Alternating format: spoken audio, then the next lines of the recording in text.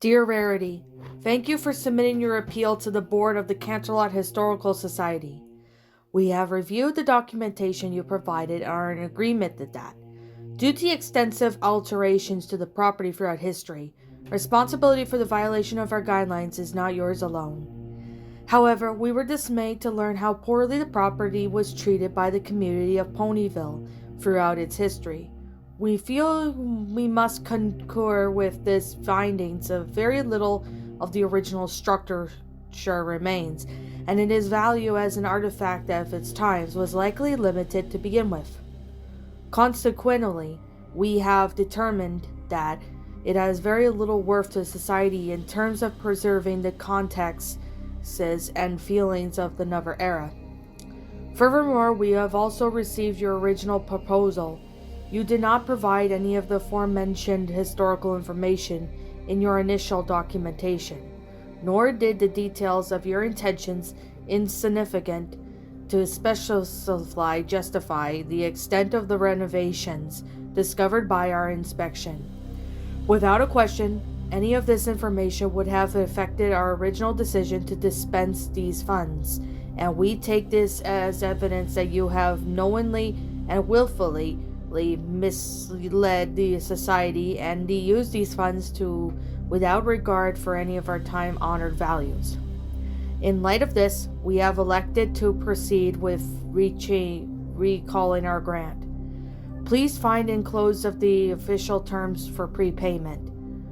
Be advised that you should fail to meet the terms, we would have no choice but to pursue court proceedings against you for acts of fraud. Sincerely, Past Keeper President, Canterlot Historical History Society. For a moment, Rarity just stood by the door, holding a letter that had been dropped through the mail slot.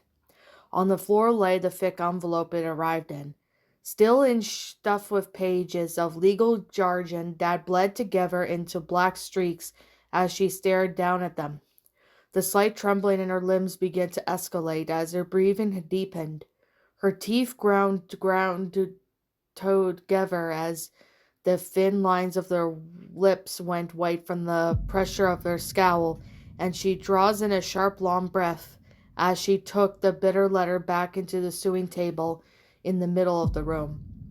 There she let 2 more loud, heavy breaths pass before she slammed the paper onto her desk, her magic shaking it with force of a fallen crate.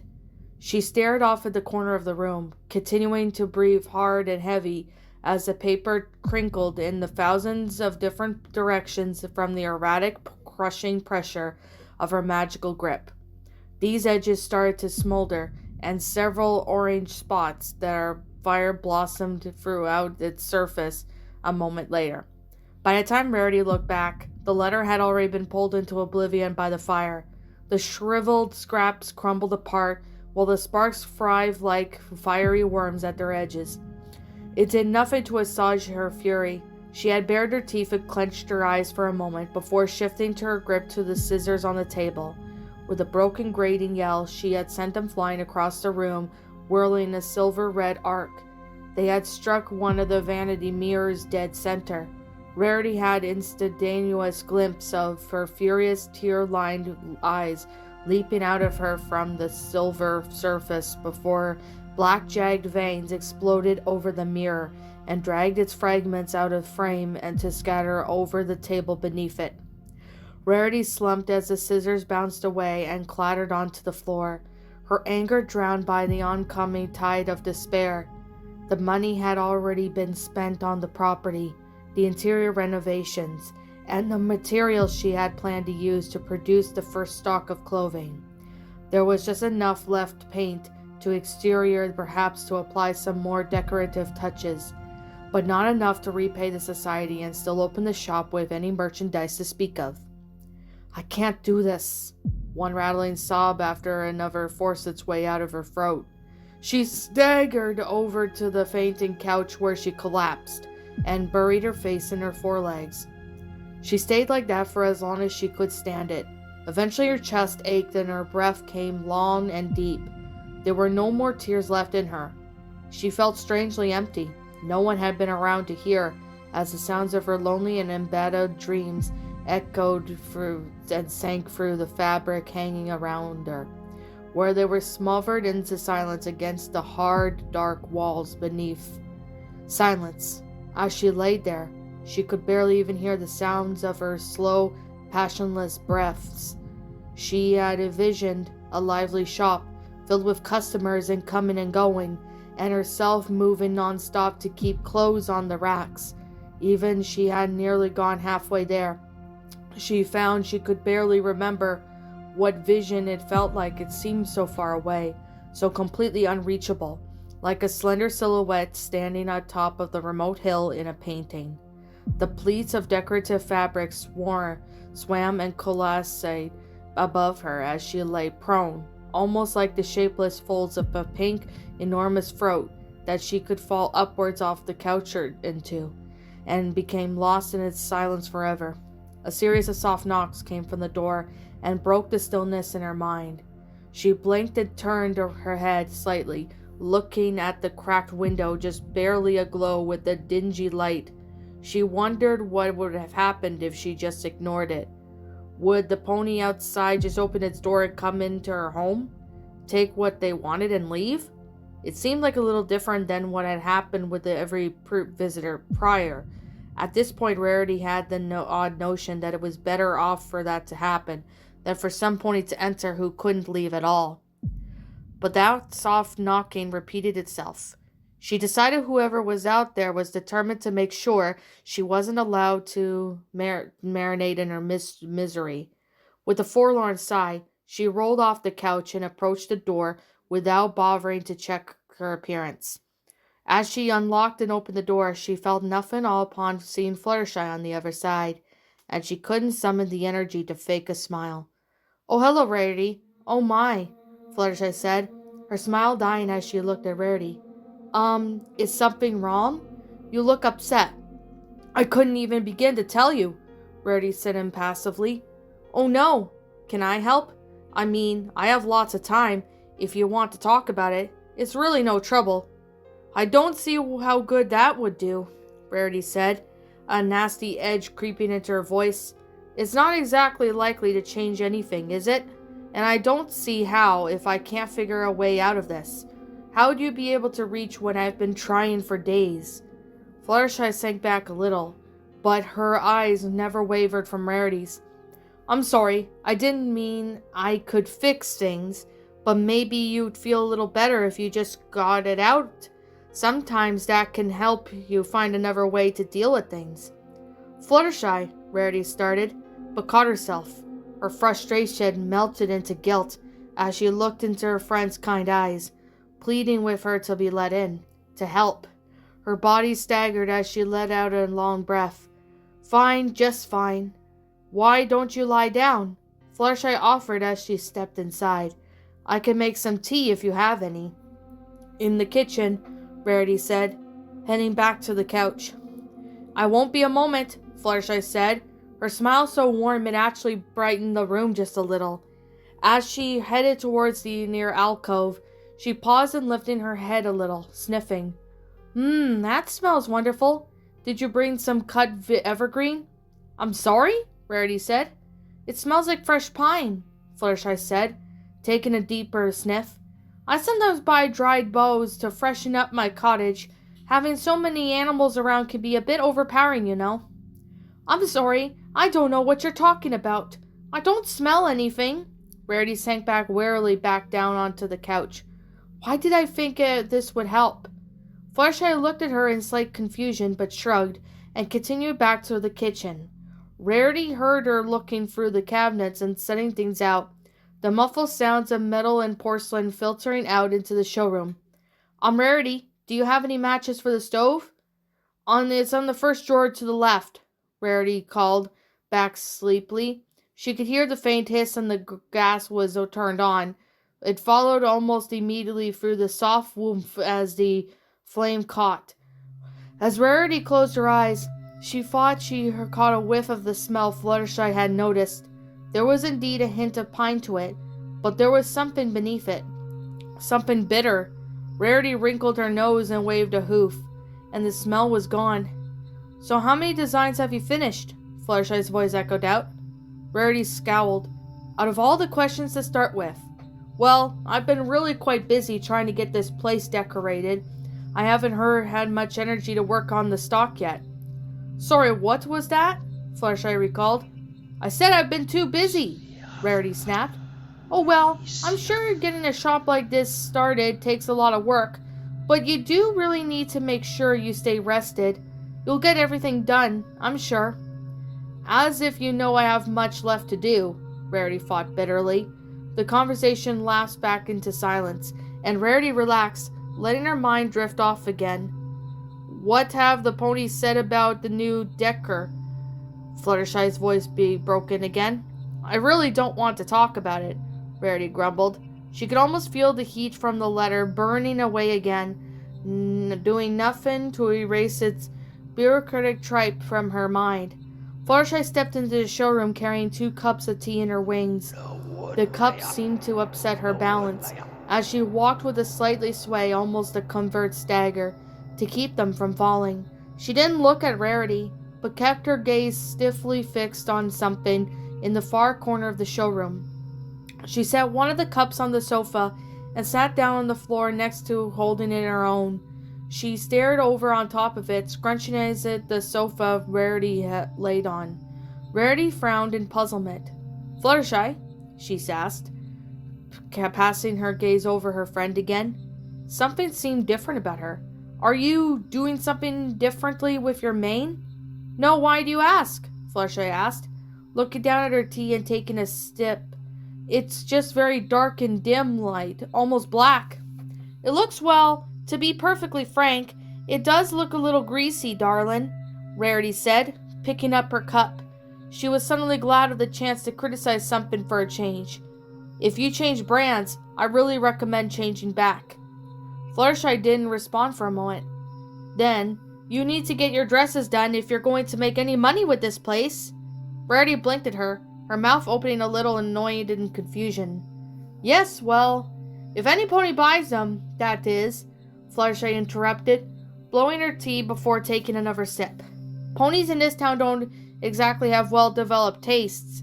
Then again," she turned away and looked around the room. "I'm not really too sure who you're trying to appeal to. Isn't this a little gaudy?" Rarity's mouth opened in shock. "If it's not to your taste, you don't have to say," she bit out. "Well, it's not like your designs ever impressed any pony before," Fluttershy replied, taking a longer sip of her tea. "Even after all the work you put into these old designs, just to stuck up to these other designers, they still didn't like them. Even if you can't make cheap clothes to please some pony else, how would your original ideas get any attention? If you even have original ideas," she ended, quirking the callous sneer near the edge of her mouth as she stared at her cup. It was almost empty. Rarity's vision seemed to be flooded red. "Is this your idea of helping? Coming here and insulting me? If you have a better solution, I'll be delighted to hear it, since you suddenly seem to know much about fashion." She looked away, fearing that it looked as her friend, for an anger moment, she might slap her. She gripped the mug in an angry aurora, jerked it to her lips and drank. She gagged. The tea was thick, vicious and oily. Her stomach revolted against the noxious, bitter, musty taste that coated her tongue. She jerked her head away from the cup, desperate to find some water to wash away the taste. She saw Fluttershy sitting right beside her. Fluttershy was looking at Rarity with a tiny, placid smile fixed on her face. Her teal irises were barely imperceptible under the vast circles of the thick blackness that loomed in the center just over her eyes. "Just give up," Fluttershy said, and her voice ever so slightly muffled, as if she was speaking through the thin curtain of the still water. The blackness in her eyes seemed to bleed outward, and the last traces of color vanished as Fluttershy's smile broadened. Her teeth, solid wall of metal white. Rarity shoved herself back against the couch, gasping to scream but choking on the rancid taste, still finding her filling her mouth. She dropped the mug and kicked it back to the floor where it shattered. She had felt something cold and wet, and she looked down to see a thick black liquid coating her rear hoof, sticking it to it like glue. "Rarity?" Fluttershy asked, her voice puzzled. Rarity turned away, biting her foreleg, and dragged her tongue across her fur to try and purge the taste.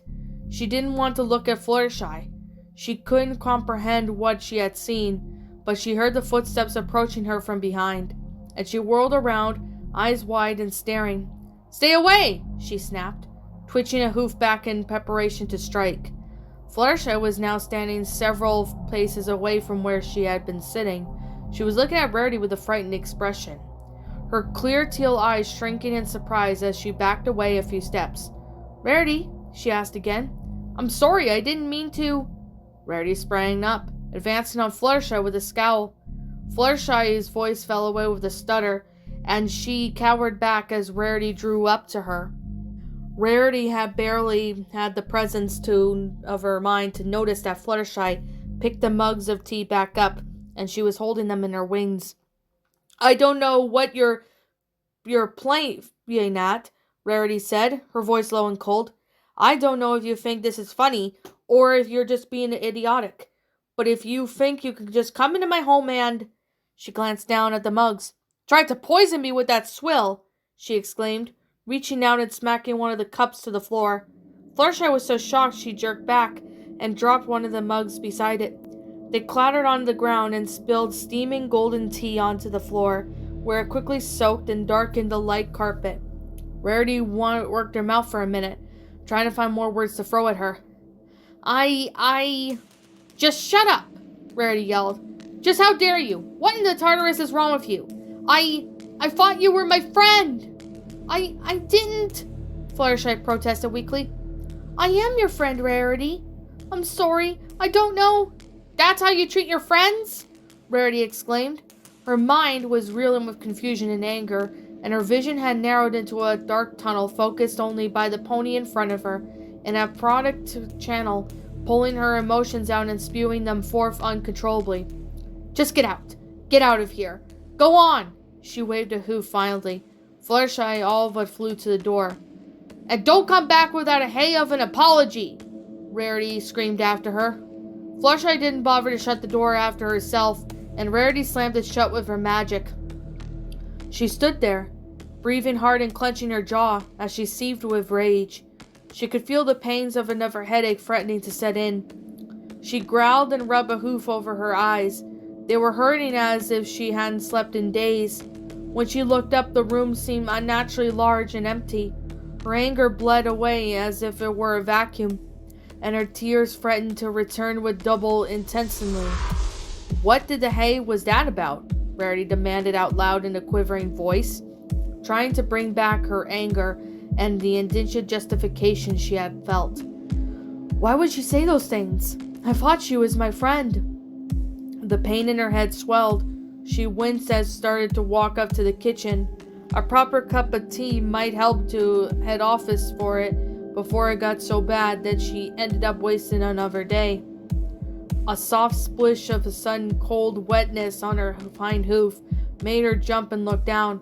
Her hoof, which was otherwise clean, landed in the puddle by two of the mugs Fluttershy had dropped. 2 mugs, she thought. Slowly, she turned, frowning as she looked to the fainting couch. There was no broken mug. Stepping closer, she patted the upholstery and the carpet all around it. There were no dampness, no coal stain. Another pulse from her headache squeezed her head, and the memory of the taste from the mug Fluttershy had given her stung in her mouth, and she suddenly felt sick. As she sat down, she replayed the horrible faints Fluttershy had had, the way her eyes looked so flat and horribly lifeless. But had that memory faded away as she recalled how Fluttershy's true teal eyes looked up at her in confusion, fear and crushing hurt. Fluttershy had been crying. Almost as soon as Rarity opened her mouth, she started to cry, and by the time Rarity had clenched her out to chase her out in the cold, she had barely contained terrified sobs. I don't remember," Rarity thought breathlessly, as she tried to put the events back together. "I know she was crying now, but I don't remember seeing it then. I didn't see it. How could I have not seen it? Back in the kitchen, Fluttershy's soft giggle echoed out through the showroom. Rarity jerked her head around, staring.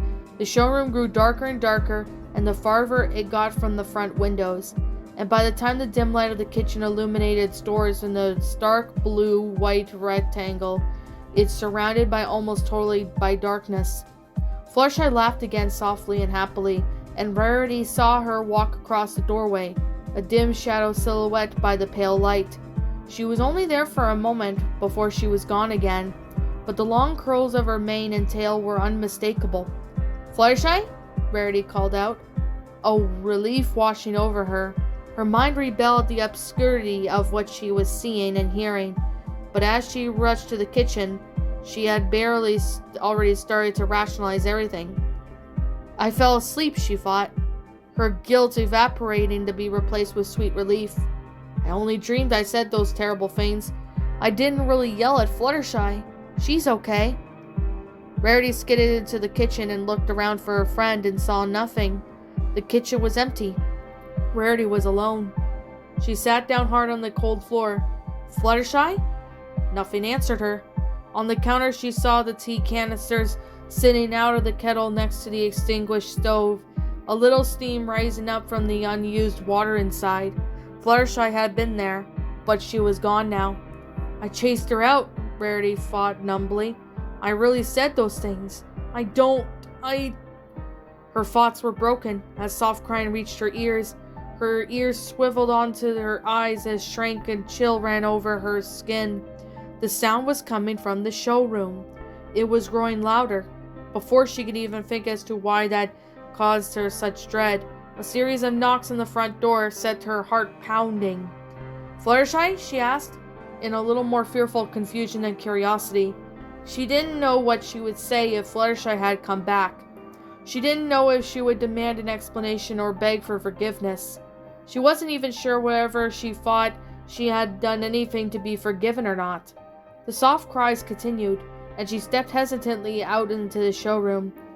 In the window she saw the face of a pony pressed in against it, peering in and spotting the instant she stepped out of the kitchen. The pony waved enthusiastically at her, before pulling her back from the window and disappearing. "Mother?" Rarity thought, a sense of numbness returning to her. It didn't look like the blows were going to stop coming anytime soon. She passed to the sewing table, which was littered with unfinished sketches and the pieces she had barely started on. The sight twisted her face in a confusion of disgust and shame. She had turned away. As she reached for the door, she could hear Sweetie Belle giving a short, baleful cries just outside. Why does she have to haul that foal around every blasted place she goes? She opened the door and tried to smile, but she knew she had failed as her mother's own expression flipped from the jovial to concerned at the moment she looked up from Sweetie Belle. "Rarity, sweetheart, what's wrong? You look awful," she exclaimed. "I'm fine, Mother," Rarity lied, not caring how much energy she put into the facade. Can I help you with something?" "I just thought I'd drop by for a visit." Her mother's frown grew stronger. "Sweetheart, really, I could tell something's the matter. Can I come in?" The ashes of Rarity's temper flashed before her fresh heat and strengthened up. If her mother got a hoof into the door, there would be no getting rid of her for hours. With the headache setting in, screaming child invading the house was absolute last thing Rarity needed. "Now really's not a good time, Mother.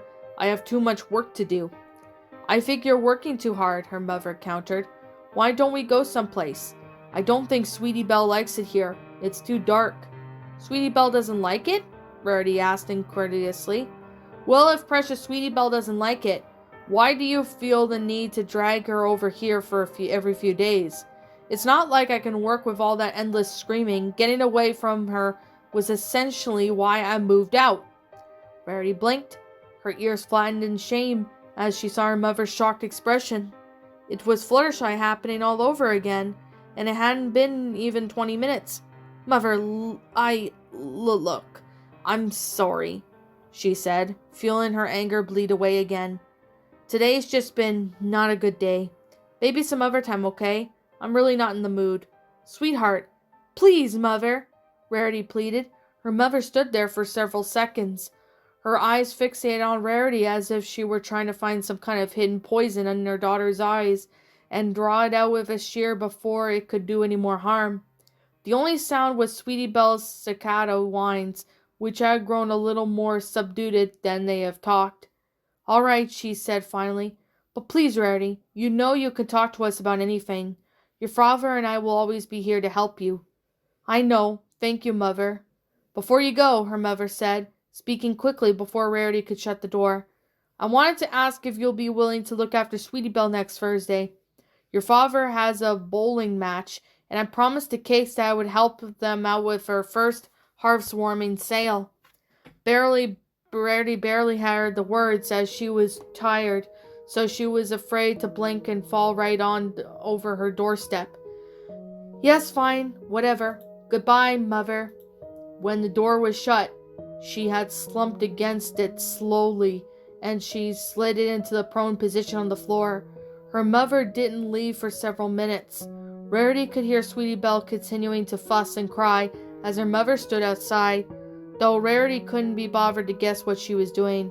Finally, she heard her mother's footsteps as she turned and walked down the path. As Sweetie Belle's crying faded, the shop finally sank back into thick, tense silence. She had finally been left alone. What's up, my pretties? It's the Lion Queen here. I want to appreciate you all for tuning into this video, and I do appreciate you guys supporting my video by giving this video likes and stuff. If you really enjoyed this video, be sure to leave a like, comment and subscribe if you're new, ring the bell for notifications to when I upload so that way you guys will get updated for whenever I upload. If you want to follow me on Twitter or DeviantArt, feel free to leave a follow on those if you are interested in following me on those socials. If you want to support my backup channel, known as Miss Dark Shigo, feel free to subscribe to it, as a link to that will also be in the About page section. And with that being said, and that being the case, thank you so much for watching, my pretties, and as always, please stay pretty.